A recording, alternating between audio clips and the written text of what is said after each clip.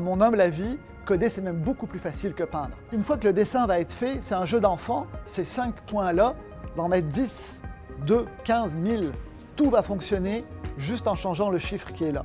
Avoir dans une journée un lieu d'échange entre mathématiciens et artistes, voire différentes pratiques, c'est extrêmement précieux.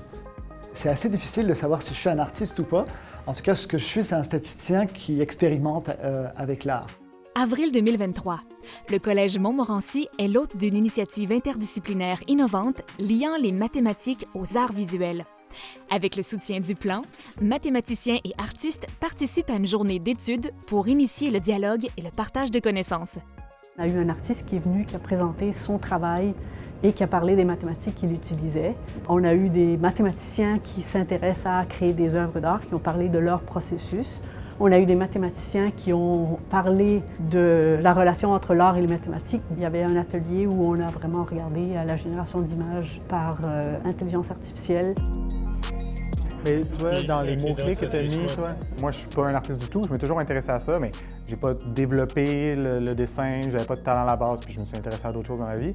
Mais là, j'ai vu ces outils-là, j'étais comme « Ah, OK, mais je peux essayer des choses, explorer des images, puis en quelques minutes ou en quelques heures, j'arrive à produire des choses que je trouve, moi, esthétiquement belles ou intéressantes. » Générer de l'art à partir d'un ordinateur peut paraître peut-être un peu contre-productif parce que dans le fond, le code informatique, c'est plutôt froid, c'est plutôt logique, c'est extrêmement sec en fait. Donc quand on pense code informatique, on pense par exemple à un guichet automatique qui fait juste vérifier si notre code bancaire est bon, nous donne l'argent. Et en fait, l'art, c'est tout le contraire. L'art, c'est le subjectif, c'est l'émotionnel. Surtout la présence d'aléatoire, dans le fond, dans l'œuvre d'art, amène un côté vivant, un côté émotionnel qui est fort. Et donc, il y a moyen de construire, dans le fond, des programmes informatiques qui nous apportent une émotion aussi grande que si on avait fait avec une toile et un pinceau. Si on a des bonnes connaissances mathématiques du médium qu'on utilise, on peut être plus créatif, on a plus de liberté, plus de contrôle du médium.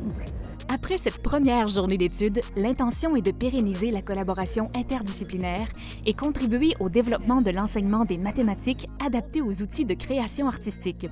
Et qui sait, faire de Laval un chef de file en numératie pour le numérique. Moi, mon rêve, ça a toujours été de donner un cours de maths aux artistes.